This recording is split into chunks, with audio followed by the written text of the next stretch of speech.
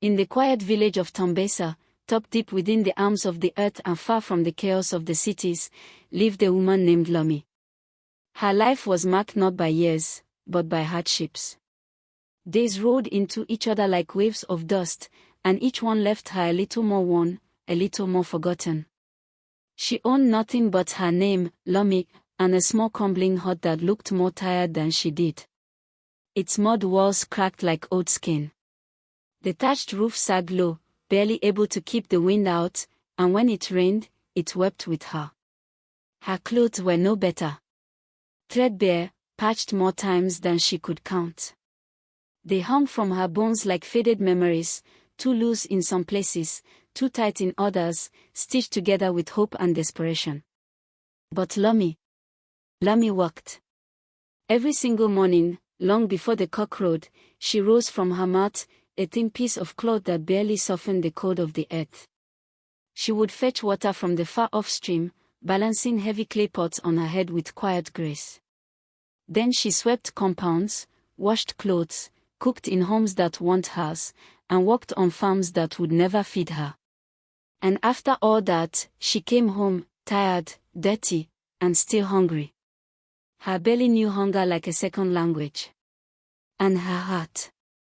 Her heart was heavier than the pills she carried each morning. The kind of heaviness that doesn't go away with sleep. The people of Tambesa watched her. Some with pity. Others with suspicion. She had no husband. No children. No one waiting for her at dusk with warm food or warmer laughter. Her age mates, women she once played in the dust with, now lived in houses filled with chatter, their children playing in the yard, their husbands coming home with yams and meat and stories. But Lomi had only silence. The villagers whispered. She's cursed, some said. She was born with bad luck, others nodded. Even the land rejects her hands, muttered a man whose wife once turned down Lomi's help. Men avoided her like a bad dream. Women lowered their voices when she walked past. Children stared from a distance, unsure if they should be scared or sorry. But Lomi. She said nothing. She walked through it all, the stares, the whispers, the judgment, with quiet dignity. Her silence wasn't weakness. It was survival. And still, she hoped. Every night, before the moon climbed fully into the sky, Lomi knelt on her mat, her forehead pressed to the ground. She prayed, not for riches, not for fame, just for a little warmth, a little kindness, a little peace. But each morning, the wind still crept through her broken window, and the hunger still gnawed at her ribs. Until one afternoon. It was a scorching day.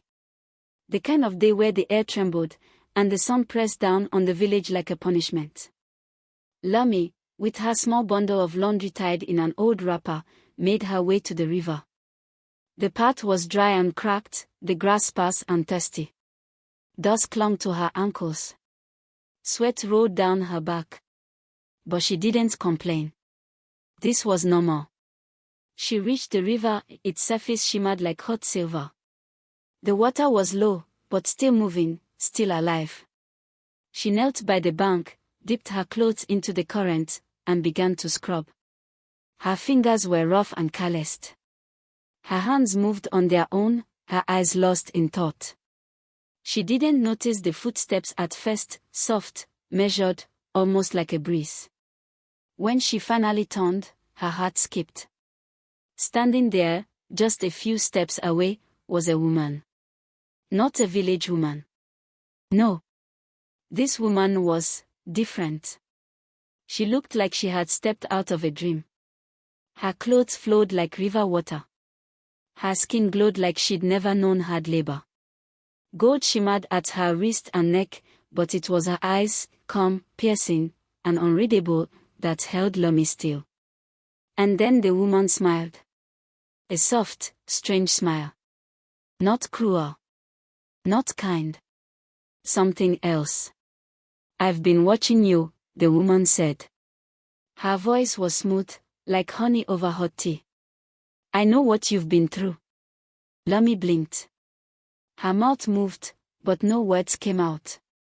The woman stepped closer. The wind stirred gently around her. "I have an offer for you." And just like that, Lummy's life, and the village of Tombesa, would never be the same. Lummy walked along the narrow, dusty path leading to the river, her bundle of clothes pressed against her hip. The morning sun hung low, casting a soft golden hue over the fields, and the air was filled with the buzzing of insects and the distant calls of birds. The river was quiet when she reached it, the water glistening like a sheet of glass. She knelt by the edge, dipping the clothes into the cool current, scrubbing the worn fabric against a flat stone. Her hands moved automatically, her mind elsewhere, worrying about the next meal, about the cracked roof of her mother's hut, about the way people in the village looked through her like she was invisible. A soft rustle behind her snapped her back to the present. Footsteps. Bare, deliberate. She froze, her heart hammering in her chest. Slowly, she turned. A woman stood a few paces away, watching her. She was unlike anyone Lummy had ever seen. Her skin gleamed like polished bronze. Her hair fell in thick black waves down her back. She wore a flowing dress of deep indigo, embroidered with symbols that seemed to shimmer and shift in the light. She stood tall, regal, as if she didn't quite belong to the dusty world around them. The woman smiled. It was a smile filled with kindness, but underneath, something else lurked. Something that made the tiny hairs on Lummy's arm stand on end. "I've seen you," the woman said, her voice smooth as river stones. "I know your pain." Lummy stared, too stunned to speak.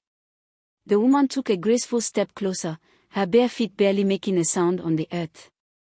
"I have an offer," she continued, tilting her head slightly, as if studying Lummy's soul. "You want work? I have work for you." Lummy blinked, trying to make sense of what was happening. Was she dreaming? Was this some spirit in disguise? The woman, as if reading her mind, only smiled wider. "All you must do," she said, "is collect used undergarments from the women in your village. That's all. Nothing more. Nothing less." Lummy's mouth opened to ask why, but no sound came out. Before she could gather her thoughts, the woman stepped forward again and pressed something into Lummy's hands. A thick wad of money. More than Lummy had ever held at once. The bills were crisp and new, their edges sharp against her callous palms. "Don't ask why," the woman whispered. "Just bring them to me. Bring them here, by the river. No one needs to know." For a long moment, they stood there, Lummy staring down at the money, the woman watching her with an unreadable expression. Then, as quietly as she had appeared, the woman turned and walked away, her figure dissolving into the morning mist that clung to the trees. Lummy sat frozen by the river, the clothes she had been washing forgotten beside her. The money burned in her hands. Her heart raced with a mixture of fear, confusion, and something else. Something she didn't want to name. That night, she lay awake on her thin straw mat, staring up at the cracked ceiling of her home. Every time she closed her eyes, she saw the woman's face. She heard her voice. "Asterisk, I have seen you. I know your pain, asterisk." The money sat hidden beneath her pillow, its presence heavier than any stone. She thought of her mother, coughing in the next room. She thought of the empty shelves in their kitchen, the worn soles of her shoes. The village was full of women. Full of worn clothes. Full of undergarments. No one needs to know. When the rooster crowed at dawn, Lummy rose. Her hands, as if moving of their own accord, gathered an old sack. Her feet moved silently toward the village. Toward the homes of her neighbors. Toward the start of something she could not yet name, but felt deep in her bones. And by the time the sun rose high over the fields, Lummy's hands were moving with purpose.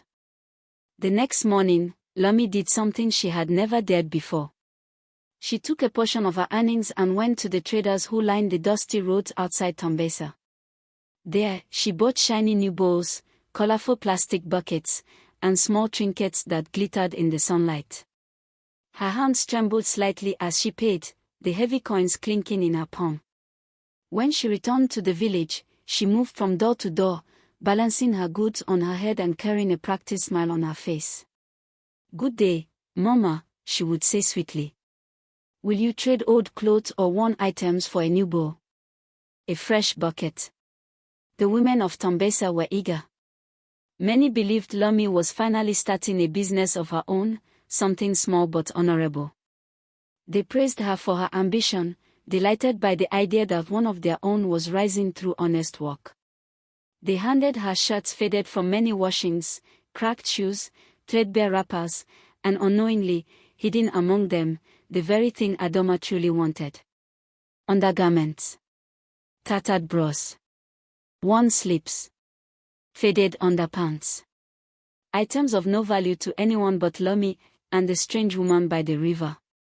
By the time the sun hung low over the trees, her sacks were heavy and full. Her back ached from carrying them, but her heart was light. She went to the riverbank as dusk fell. Sitting alone beneath a crooked tree, she sorted through her bounty. One by one, she tossed shirts, wrappers, shoes, and trousers into a pile. But the undergarments, those she placed carefully into a separate bag, tying the mouth tightly shut. Once the sorting was done, she built a small fire. The flames crackled hungrily, reaching for the pile of unwanted clothes. Smoke curled into the air, carrying with it the scent of burning cloth and secrets. She watched it rise, feeling the tension in her chest ease. Each night after that, Lomi returned to the river. Each night, she delivered the tightly tied bag to Adoma without a word. Goods for gold. That was the exchange. And with each delivery, her life transformed before her own astonished eyes. She mended the broken roof of her mother's hut. She bought a wooden bed to replace their straw mats. She filled the kitchen shelves with rice, beans, yams, and oil. New clothes appeared in her wardrobe, bright, beautiful garments that made the other young women whisper in admiration. She even traveled to nearby towns, carrying herself with a new air of quiet pride. The villagers watched her rise with awe. Some spoke of her with respect, others with envy. But no one dared question the change. In Tambesa, success, however sudden, was always celebrated. They didn't know what truly fed Lomi's good fortune. They didn't see her slipping away each night with a heavy bag in hand and a heavier weight in her heart. But someone was watching. Nana, Lomi's quiet neighbor. A woman who rarely spoke unless spoken to. A woman with eyes sharp enough to catch a falling leaf. A woman who, unlike the rest of the village, didn't believe in miracles without cause. From her small, shadowed doorway, Nana watched Lomi. Watched her buying bowls and buckets. Watched her strange exchanges with the villagers. Watched her disappear at twilight with sacks slung over her shoulder. And in the depths of Nana's mind, a question took root, a question she would not be able to ignore. Not for long. Nana had always trusted her instincts. And her instincts told her something was wrong.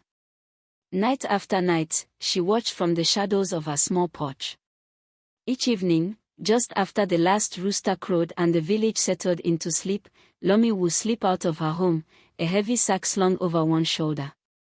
She would disappear into the darkness and return hours later, her face pale, her eyes hollow, as if she had seen things too terrible to speak of. Nana's heart clenched every time she saw it. One night, when the moon hung low and sickly in the sky, Nana decided she could no longer ignore what she felt. Wrapping herself in a dark shawl, she moved silently through the tall grass, her bare feet barely making a sound. She followed Lomi at a distance, careful to stay downwind, careful not to snap a single twig. Lomi walked quickly, as if drawn by invisible strings, her sack dragging behind her. Past the fields, past the riverbank, and into the woods. There, among the twisted trees, Nana saw them. Adoma stood in a clearing, a circle of candles burning around her. Their flames flickered in a wind that Nana could not feel. Adoma's dress shimmered unnaturally under the moonlight, and her face, her face, was both beautiful and monstrous at once. She was chanting softly, her voice weaving strange words that scratched at Nana's ears. Lomi approached the circle and knelt, presenting the sack with trembling hands. Adoma reached inside and pulled out a handful of undergarments, tattered, worn, and stained with the everyday struggles of village life. She lifted them high into the air. And before Nana's disbelieving eyes, the garments began to dissolve, crumbling into ash between Adoma's fingers. A strange glow rose from the pile, seeping into the air like mist. Nana felt it, a pulling sensation deep in her chest, as if something unseen was trying to drag her soul from her body. Then came the laughter. Sharp, jagged, and utterly inhuman. It rang through the trees, bounced off the stones, and slithered into Nana's bones. She did not wait to see more. Turning, she fled through the forest, stumbling over roots and thorns, her breath coming in ragged gasps. Fear pounded in her ears, louder than her own heartbeat. She did not stop until she stood before the chief elder's house, banging her fist against the door with all the strength she had left. By dawn, the village bell rang. A deep, heavy sound that summoned every man, woman, and child from their homes. The villagers gathered in the square, their faces worried and curious. The elders sat in a solemn circle, the chief elder at their center. His grey beard was braided with beads of wisdom, his eyes sharp despite the years. Nana stood before them, trembling but determined, and told them everything she had seen. The elders listened in grave silence. Then they turned to Lomi, who stood a few paces away, her head bowed, her sack still at her feet. Lomi, the chief elder said, his voice heavy with sorrow. Is this true? Lomi clutched the sack tighter, her knuckles white. For a moment, she said nothing. The air grew thick. A single crow cawed from the treetops. Then, in a voice so small it could barely be heard, she whispered, I took an oath. Tears filled her eyes. If I speak, she said, choking on the words, I will die. Murmurs rippled through the crowd like a rising storm. The village priest, an old man bent with age but fierce in spirit, stepped forward. He lifted his staff high and muttered an ancient chant, one taught to him by his ancestors, words meant to break dark pacts and binding spells. The moment the last word left his lips, a strange pressure lifted from the square, and the villagers gasped as if waking from a bad dream. Lomi fell to her knees, sobbing. I didn't know at first, she cried. But by the time I understood, it was too late. She raised her tear-streaked face to them. She used your clothes, Lomi said, to steal your strength, your joy, your very souls. A stunned silence fell over the village. Mothers clutched their children tighter. Old men exchanged fearful glances. The once cheerful faces of Tambesa now seemed hollow, dimmed. The truth was out.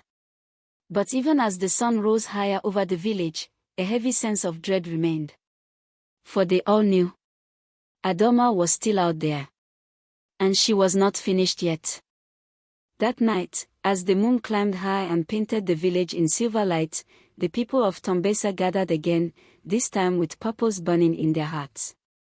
Led by the priest, his staff glowing faintly with the last remnants of his protective chant, they moved as one toward the river. Their torches flickered against the darkness, casting long shadows that danced like restless spirits across the ground. They marched to the ancient tree, an enormous baobab older than memory itself, whose roots twisted deep into the earth. It was here that Nana had said Adoma's true dwelling lay hidden. They circled the tree, searching. And there, half buried beneath the gnarled roots, they found it. A hidden chamber. The air turned cold as they entered, and many drew back instinctively. Strange symbols covered the walls, written in a language no one dared to understand.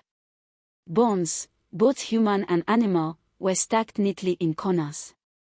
Dark water pooled in a stone basin at the center, reflecting twisted shapes that did not belong to the living world.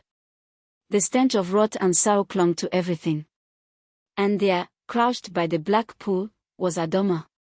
She looked different now. Smaller. Thinner. Weakened. But her eyes still burned with hatred. "You think you've won," she spat, her voice a rasp that scraped at the ears. Her gaze raked over them, filled with venom, filled with promises of revenge. The priest stepped forward. He raised his staff high, and it blazed with a sudden, blinding light. The villagers shielded their eyes, but Adoma screamed, a raw, animal sound, as the light struck her. She staggered back, falling against the wall, clawing at the air. Without hesitation, the priest began to chant again. Ancient words, older than the village, poured from his lips. His voice grew louder, stronger, weaving a barrier of power around Adoma. The villagers, emboldened by the sight, moved quickly. They smashed her dark tools, her bones, her symbols, her cursed artifacts, grinding them into dust under their feet. They overturned the basin of dark water, spilling its contents into the thirsty earth where it hissed and steamed. The more they destroyed, the weaker Adoma became. Her cries faded to whimpers. Her body withered like a dying vine. At the final word of the priest's chant, there was a thunderous crack, as if the earth itself had split open, and then silence. Adoma was gone. Banished from Tombesa. Her name, her memory, her traces, all were erased by the decree of the elders. No songs would speak of her. No children would be named after her. She became a ghost, forgotten by the living. The village was free. But for Lomi, freedom came at a terrible price. She remained for a while, trying to find her place again among the people she had betrayed. Her riches could not buy back their trust. She wore fine clothes, but her body grew frail. She ate well, but her spirit withered. Sleep abandoned her. Dreams twisted into nightmares. And her guilt grew like a second heart inside her, beating louder than her own. In time, she went from house to house, asking for forgiveness. Some gave it, offering her tired smiles and sad blessings. Others turned their backs, unable or unwilling to forget. One morning, before the sun rose, Lomi packed a small bundle of clothes and left Tombesa. She walked alone into the wilderness, her head bowed, her heart heavy. No one tried to stop her. Nana, meanwhile, stayed. She was celebrated as a hero, the woman who had risked everything to save her people. Songs were sung in her honor. The chief's son, a kind and thoughtful man, asked for her hand in marriage. Their union was blessed under the old baobab tree, the very place where darkness had once tried to take root but failed. Nana lived a long life in Tombesa, loved and respected, a living reminder that courage could defeat even the oldest, darkest evil. And Lomi's name? It lived on, too, but not in curses. In whispers. In warnings told to children by their firesides. Not as a tale of cruelty, but as a lesson. That even the smallest choices can have the gravest consequences. And that when temptation knocks, sometimes it's not riches it brings, but ruin.